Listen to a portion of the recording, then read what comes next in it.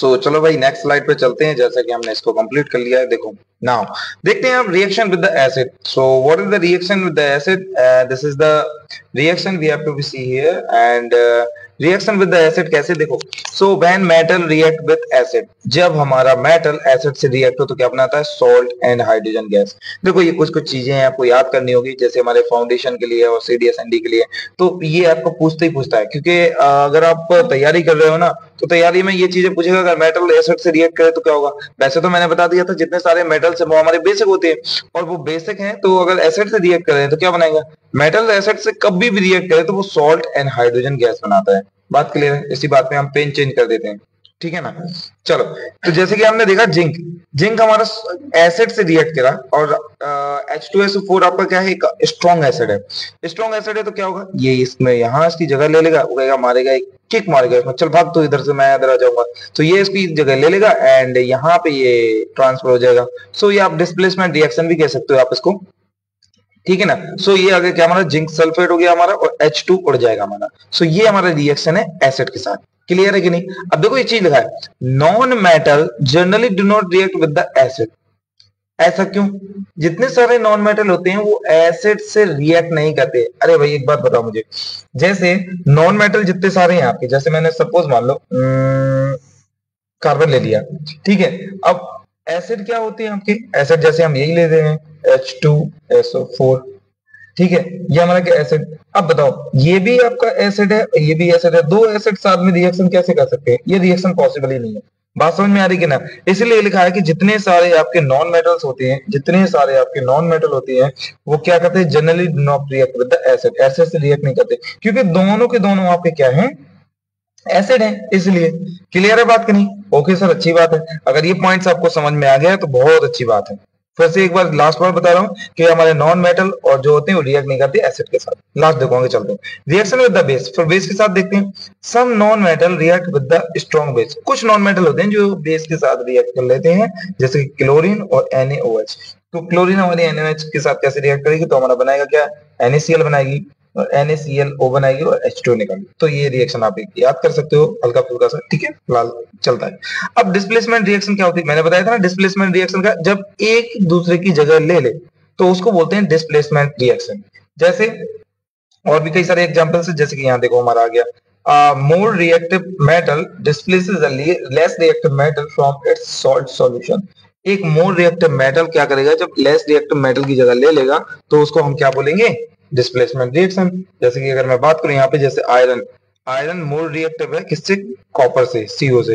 तो इसको मारेगा ये अच्छी सी किक, कहेगा तू भाग यहाँ से, तू तो बहुत मैं ताकतवर हूं तुझसे, तू कैसे लड़ सकता है मुझसे, तो इससे ले लेगा ये जगह, तो आयरन आयरन सल्फेट बनाएगा, यहाँ पे कॉपर बना देगा। अब इसी बात में हम लोग थोड़ी सी रिएक्टिविटी सीरीज के बारे में पढ़ लेते हैं। रिएक्टिविटी सीरीज है क्या? तो 2 मिनट के लिए सब लोग इधर नजर आ जाओ, आ जाओ आ जाओ आ जाओ जल्दी, फास्ट फास्ट फास्ट। पहले इसको हम मिटा देते हैं, ठीक है, और अब बात करते हैं हम लोग यहाँ पर, ठीक है, ये रिएक्शन नहीं होगी। सो देखो हमें पढ़ना था, थोड़ा सी बात करता हूँ। Potassium, sodium, calcium, magnesium, aluminium, ठीक है, इतनी होगी बात। दूसरा कलर से बनाऊंगा। इसके बाद हमारा ले लो जिंक, जिंक के बाद हमारा आयरन, आयरन के बाद हमारा आ जाएगा क्या? लेड, ठीक है, PB लेड होता है हमारा। फिर इसके बाद ले लेते, तो कलर चेंज कर लेता हूँ, कॉपर, ठीक है, और कॉपर के बाद हमारा सिल्वर, सिल्वर के बाद हमारा होता है गोल्ड, ठीक है, पर प्लैटिनम भी होता है, ठीक है, इतना याद करो। So these are our reactivity series. क्या? Reactivity series. इसको कलर से चेंज करता हूँ। अब इतना याद रखना, ये हमारी क्या है? अगर मैं आपकी बात करूं तो डाउन द ग्रुप, अगर आप नीचे जाते हो, क्या डाउन द ग्रुप अगर नीचे जाते हो, ये हमारी क्या है? अगर मैं इसको लिख दूं, these are our reactivity series. क्या है? Reactivity series. मतलब अगर डाउन द ग्रुप ऊपर से नीचे जाते हो तो उसके मेटल की प्रॉपर्टीज कम होती जाती है। मेटल की प्रॉपर्टी कैसे कम होती जाती है? मतलब हाईली रिएक्टिव ये होगा, मतलब समझ में आ रहा है ना? अपना जो पोटेशियम होगा सबसे ज्यादा रिएक्टिव, फिर हमारा सोडियम, फिर कैल्शियम, फिर मैग्नीशियम, मतलब नीचे जाते जाओगे, नीचे जाते जाओगे, इसकी कम प्रॉपर्टीज होती जाएगी। सबसे ज्यादा ये, फिर से कम कम कम कम कम कम, ऐसे ही होता जाएगा। तो this is the reactivity series and you have to be learn it. अच्छे से लर्न कर लो। क्योंकि रिएक्टिविटी सीरीज जो होती है इससे ही क्वेश्चन बहुत सारे हमारे सीडीएस एमबीए में पूछ जाते हैं, भर भर के क्वेश्चन आते हैं। सो रिएक्टिविटी सीरीज को याद कर लेना, और इसके याद करने की ट्रिक भी बता दे रहा हूँ।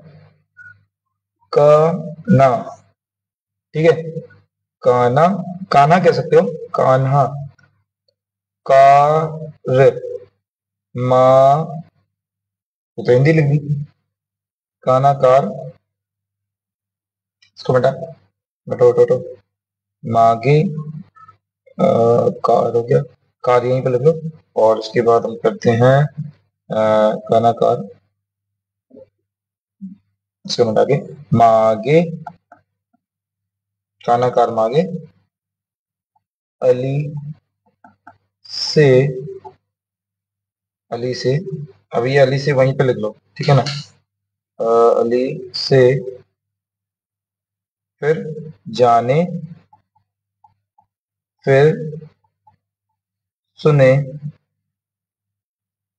जाने फिर सुने, जाने फिर सुने, अब इसको भी थोड़ा सा हटाना पड़ेगा, जाने फिर सुने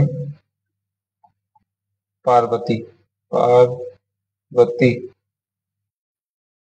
ठीक है, पार्वती, जाने फिर सुने पार्वती, और फिर ये लास्ट में कर लो कॉपर, हमारा सिल्वर, गोल्ड और प्लेटिनम। तो एक बार फिर से शॉर्ट ट्रिक है हमारी, अच्छे से याद कर लो, क्योंकि रिएक्टिविटी सीरीज बच्चों को बिल्कुल याद नहीं होती है, समझ में ही नहीं आता सर कैसे याद करो, तो मैंने यहाँ ट्रिक दे दी आपको, तो थोड़ा सा टाइम लगेगा, बट ये अच्छे से याद कर लो, बिल्कुल मगअप कर लो।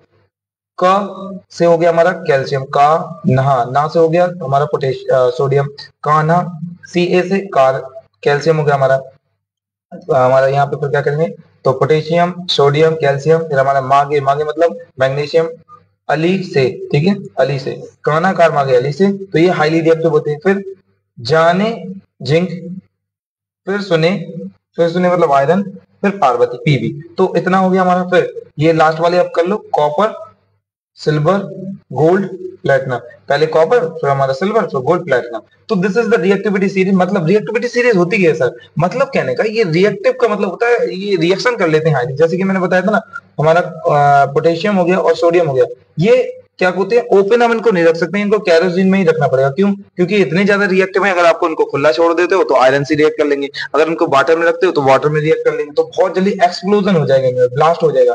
इसीलिए, और जब डाउन द ग्रुप जाते जाते हैं तो ये किसी से रिएक्शन नहीं करते। जैसे कि आपको पता होगा गोल्ड, हमारा गोल्ड और सिल्वर, गोल्ड सिल्वर किसी से रिएक्ट नहीं करते, नॉट रिएक्ट किसी से भी, और जब रिएक्ट नहीं करते तो इनमें कोई भी कोरोजन नहीं होता, कोरोजन मतलब जंग नहीं लगती इनमें, जंग नहीं लगेगी तो इसलिए सालों साल ही चमकते रहेंगे, इनकी चमक बरकरार रहेगी। ऐसे ही प्लेटिनम होता है, जितने ज्यादा down the group reactivity series होगी वो हाई, वो उतने ही लेस रिएक्टिव होंगे। जितने सारे नीचे हैं ये लेस रिएक्टिव है, लिख लेना यहाँ लेस रिएक्टिव, और ऊपर वाले हमारे क्या है, ये जितने सारे हमारे ऊपर लिखे हुए हैं यहाँ पे हमने ये वाला कलर, जितने ये हाईली एक्टिव, कैसे हैं, हाई रिएक्टिव।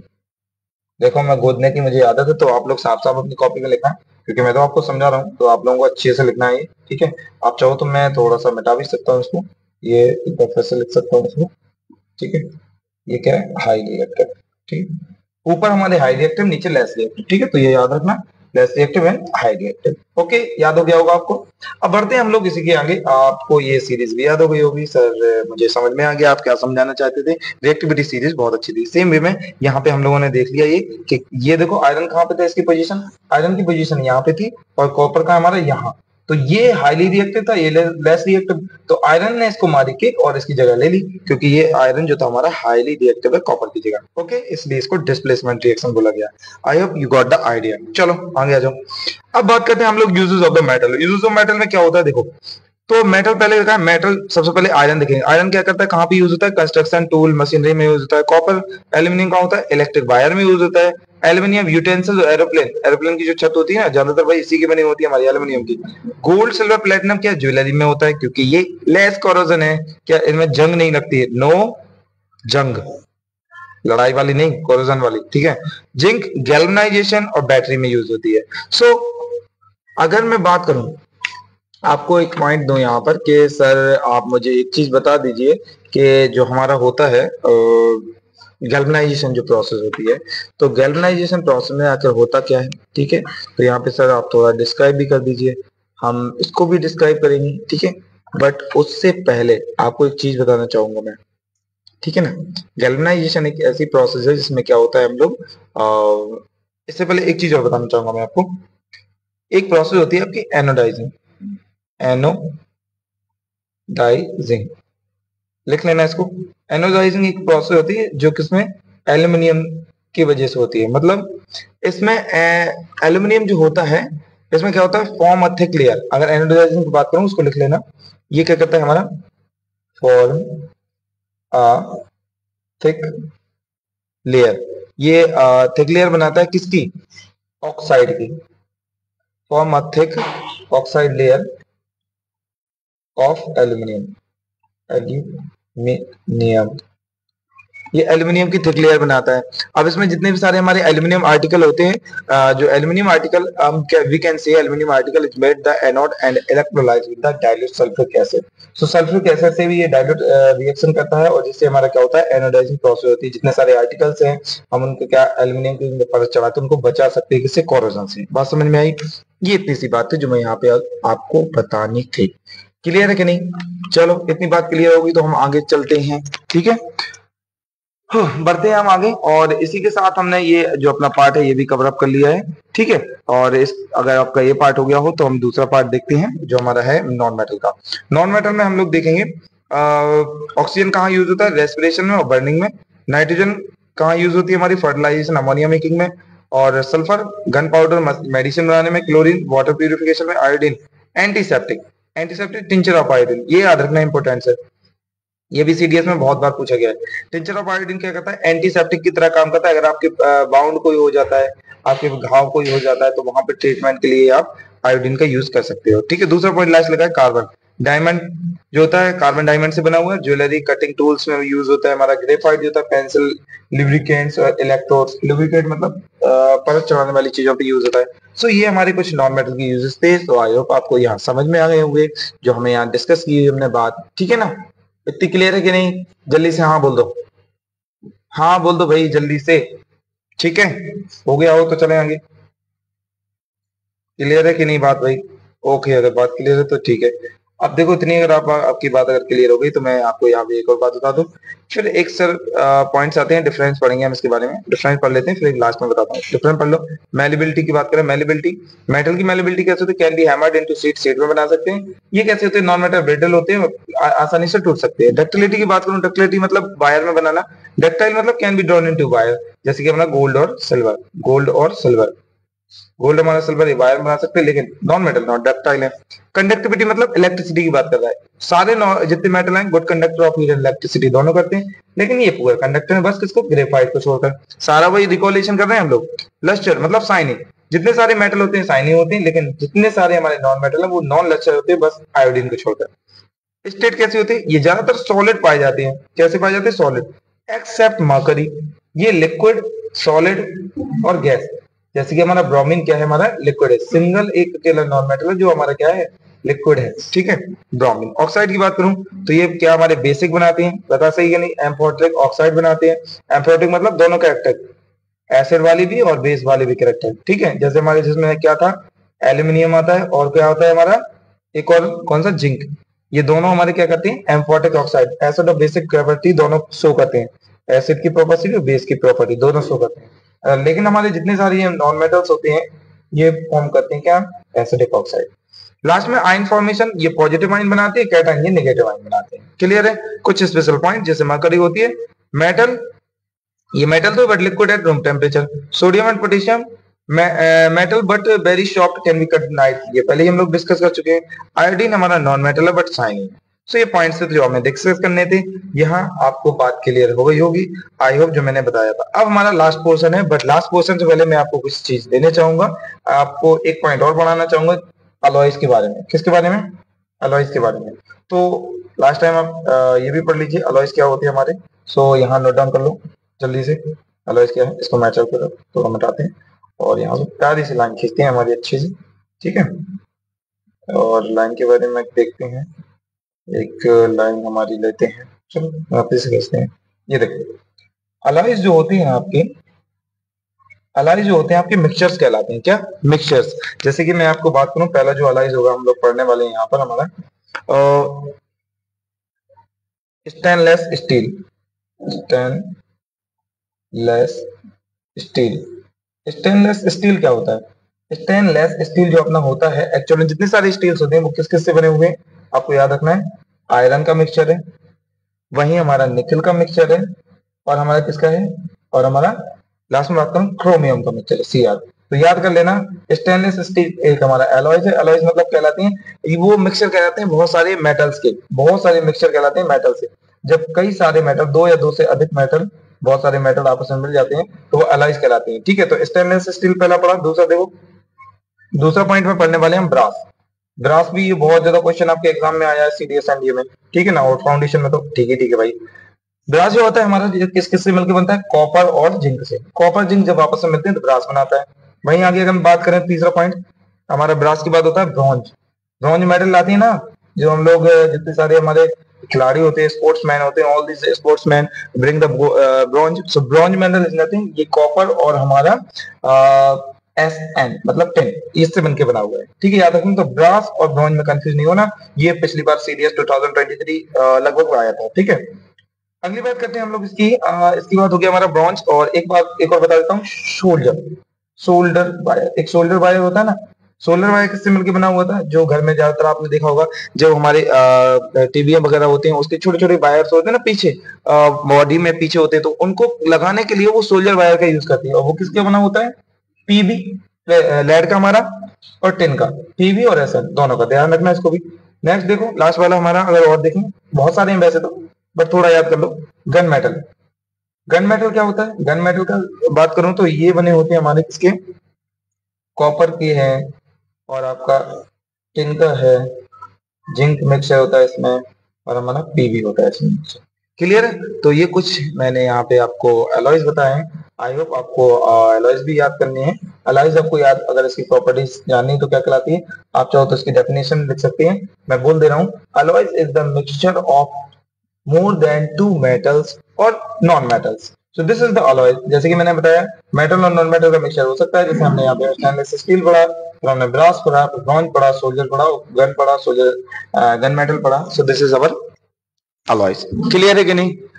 अब आते हैं भाई हमारे क्या पी बाई क्यूज और कुछ प्रैक्टिस सेट पर। सो एक्साइटमेंट हो, चलो रेडी, तैयार हो जाए जल्दी, चलिए फटाक से तैयार हो जाओ। अब लगाने वाले हैं हम लोग। कितना पढ़ा है आपने, कितना आपको अंडरस्टैंड हुआ है, कितना आपने अच्छे से पढ़ा है, यहाँ क्लियर हो जाएगा। ठीक है ना, बात सही है कि नहीं? चलो देखते हैं हम लोग जल्दी से। सो पहला क्वेश्चन है हमारा, तैयार हो जाओ। पहला क्वेश्चन है, विच of the following metal is store under kerosene? कौन सा इनमें से मेटल केरोसिन रखते हैं? अरे सर इतना हलवा सा सवाल। सोडियम, आयरन, कॉपर, जिंक, बता दो जल्दी। अरे सर सोडियम है, आंखें मीच के लगा देंगे अब तो हम, क्योंकि हम पढ़ के आ रहे हैं अभी। क्योंकि सोडियम और हमारा कैसा पोटेशियम दो हैं जिसको हम कैल्शियम में रखते हैं, क्योंकि ये हाईली रिएक्टिव होते हैं। ये कैसे होते हैं? हाईली रिएक्टिव होते हैं दोनों। कैसे? Highly reactive. तो याद रखना, हाईली रिएक्टिव है, इसलिए इनको हम क्या करते हैं सर? रखते हैं इनको, जो जरूरत है हमारी। इसके बाद देखो, मैच आउट करते हैं इसको। ठीक है, इसको मैच आउट करते हैं, हटाते हैं। दूसरा देखो हमारा, दूसरा पॉइंट है हमारा, विच of the following is a good conductor of electricity? इनमें से कौन सा इलेक्ट्रिसिटी का गुड कंडक्टर है? सल्फर, ग्रेफाइट, फास्फोरस या आयोडीन? बताओ भाई कौन सा है, जल्दी से बता दो। गुड कंडक्टर ऑफ इलेक्ट्रिसिटी क्या है हमारा?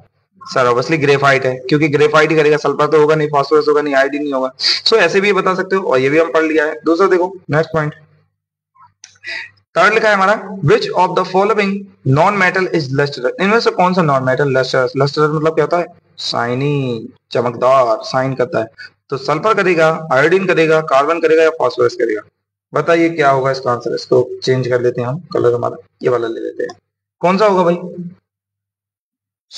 बिल्कुल सही बात है, आयोडीन आपने अगर चूज किया है तो बहुत ही अच्छा किया है, क्योंकि आयोडीन है हमारा जो ऐसा नॉन मेटल जो कहता है लस्ट्रस होता है, बाकी सारे नॉन लस्ट्रस होते हैं। लास्ट पॉइंट देखते हैं, फोर्थ वाला क्वेश्चन देखते हैं, लास्ट तो नहीं अभी। इसके बाद देखो आगे, देखिए नेक्स्ट है, विच of the following statement is correct? इनमें से कौन सा स्टेटमेंट सही है? ए, मेटल फॉर्म एसिडिक ऑक्साइड। क्या मेटल्स एसिडिक ऑक्साइड बनाते हैं? हम पीछे पढ़ के आ रहे हैं, अगर आपको याद है, मेटल जब ऑक्सीजन से मिलता है तो वो क्या बनाता है? क्या बनाते हैं? क्या जो मेटल होते हैं वो एसिडिक ऑक्साइड बनाते हैं? ना सर, ना ना ना, वो बेसिक ऑक्साइड बनाते हैं। क्या बनाते हैं? बेसिक ऑक्साइड, तो ये तो गलत है स्टेटमेंट। दूसरा, non metal form the basic oxide, ना वो एसिडिक ऑक्साइड बनाते हैं, क्योंकि जितने सारे नॉन मेटल है वो क्या बनाते हैं हमारे एसिडिक ऑक्साइड। फिर sir metal forms basic oxide, हाँ यही तो था जो हमें पकड़ना था, तो हमारा इसका आंसर क्या होगा, सी, मेटल फॉर्म बेसिक ऑक्साइड। बताया ना, ऐसे ही आप कर लो जितने सारे हमारे ये हमने क्या थे मेटलॉइड थे। अगर मैं आपको पहले चैप्टर पे लेके जाऊं जो हमारा था ये सारा का सारा, ये जो हमारे थे मेटलॉइड थे ये वाले, ये क्या हो गया, ये थे जितने सारे हमारे मेटलॉइड थे, इस तरफ के सारे हमारे क्या नॉन मेटल, ये सब कैसे होते हैं हमारे, देखो ये बेसिक होते हैं, और ये हमारे नॉन मेटल कैसे एसिडिक होते हैं। याद है कि नहीं, बोल तो नहीं है, ध्यान रखना इसके आगे। देखो लास्ट, सो ये हो गया हमारा। नेक्स्ट देखो फिफ्थ वाला क्वेश्चन, मजा आ रहा है ना, मजा आ रहा है ना यार, जैसा हमने पढ़ा है। अगर मजा आ रहा हो तो जल्दी से कमेंट में बता दो, हाँ सर मजा आ रहा है, और आंसर जरूर आपका पहले मन में सोच लेना या कमेंट सेक्शन में बता दीजिए ना, तो मुझे पता चलेगा हाँ आप लोग लगा रहे हो अच्छे से। क्लियर है कि नहीं, चलो अच्छी बात है। देखो तो फिफ्थ वाला क्वेश्चन है, विच of the metal is liquid at room temperature, कौन सा मेटल है जो लिक्विड हो जाता है रूम टेम्परेचर में। सो पहला गैलीनियम, गैलियम, मरकरी, सोडियम और एल्यूमिनियम। सो कौन सा होगा, कौन सा मेटल है जो क्या हो जाता है हमारा लिक्विड हो जाता है रूम टेम्परेचर पे। अरे सर हलवा सा सवाल पूछ लिया, एक ही तो मेटल है भाई, मरकरी। ठीक है, क्लियर है कि नहीं, तो मरकरी, ये तो हमने सर पहले ही लगा लिया था आपके पढ़ाने से पहले। सही बात है, अच्छी बात है ना। नेक्स्ट आती है, क्योंकि पढ़ा दिया ना, पढ़ लिया ना, इसलिए तुम लोग आगे आगे जा रहे हो। नेक्स्ट देखो क्वेश्चन, क्वेश्चन अगला 6, the property of the metal to be drawn into wire is called, wire में बनने वाली कौन सी प्रॉपर्टी कहलाती है, क्या मेलेबिलिटी कहलाती है, कि डक्टिलिटी, कंडक्टिविटी, सोनिलिटी। अरे सर हलवा वाला सवाल, डक्टिलिटी कहलाती है। चलो तो फिर भाई हो गया, तो फिर नेक्स्ट देखो, which of the following non metal support combustion, important point ध्यान रखना, ये शायद आपको नहीं बताया बट याद होगा, नॉर्मल शायद। इनमें से कौन सा नॉन मेटल है जो कंबर्शन, कंबर्शन मतलब जानते हो ना, जलन, जलने में हेल्प करता है, किसमें करता है, जलने में हेल्प करता है। कौन सा नॉन मेटल है, अरे सर ऑक्सीजन होगा ना, कार्बन नहीं, नाइट्रोजन नहीं, क्लोरीन नहीं। ऑक्सीजन, बिना ऑक्सीजन की क्या आग जल सकती है ना, तो ध्यान रखना, ये वो सिंपल सी बात है। Next, which metal is used in thermometer to due to its uniform expansion, zinc, copper, mercury, aluminium. कौन सा ऐसा मेटल है जो हमारे थर्मोमीटर में यूज किया जाता है, जल्दी बता दो। अरे छोड़ो ना, मरकरी है, सीधा सीधा, कितना ज्यादा बचपन से पढ़ते हैं मरकरी मरकरी मरकरी, अब कितना पढ़ेंगे सर। चलो ठीक है, अभी भी पढ़ लिया आपने। Which of the following metals या elements form an amphoteric oxide, amphoteric मतलब कौन बताएगा, और सर मैं बताऊंगा, मतलब दोनों प्रॉपर्टी शो करने वाले, एसिडिक प्रॉपर्टी और बेसिक प्रॉपर्टी। सर दो ही तो है हमारे, कौन कौन से सर, एक तो एल्यूमिनियम और दूसरा जिंक, तो इसमें कहाँ है, तो एल्यूमिनियम है सर, जिंक तो है नहीं, तो एल्यूमिनियम आंसर होगा हमारा। सही है। लास्ट एंड फाइनल क्वेश्चन, और इसके साथ आपकी छुट्टी। Which of the following non metal के exist in liquid form at room temperature, इनमें से कौन सा metal, non metal room temperature पे क्या होता है, लिक्विड हो जाता है। ब्रोमीन, आयोडीन, नाइट्रोजन, क्लोरीन, जल्दी से बता दो। सो आयोडीन तो है नहीं सर, नाइट्रोजन नहीं, क्लोरीन नहीं सर, ऐसे निगलेक्ट कर सकते हो, ब्रोमीन बचा। So this is the last thing and we are discussing here and at the end thank you, आप लोगों ने इतना सारा साथ वीडियो देखा एंड आप लोगों ने अच्छे से हमने जो टॉपिक है स्लाइड को कवर अप किया, कुछ हमने पीवाईक्यूज भी लगाए, कुछ प्रैक्टिस सेट भी लगाए एंड मजा आया, और आप लोगों ने अच्छे से देखा। रिएक्टिविटी सीरीज भी पढ़ी हमने और इसका ट्रिक भी देखा, रिएक्टिविटी सीरीज की ट्रिक्स क्या होती है, और यहाँ पे हमने कुछ केमिकल प्रॉपर्टी भी देखी, मेटल देखा, और ये कहानी जो हमें थी हमने पढ़ ली है अच्छे से। आई होप आपको मजा आया होगा, और at the last thank you यार, ठीक है। सो मिलते हैं नेक्स्ट वीडियो में, देखते रहें जब तक पीडीए क्लासेस।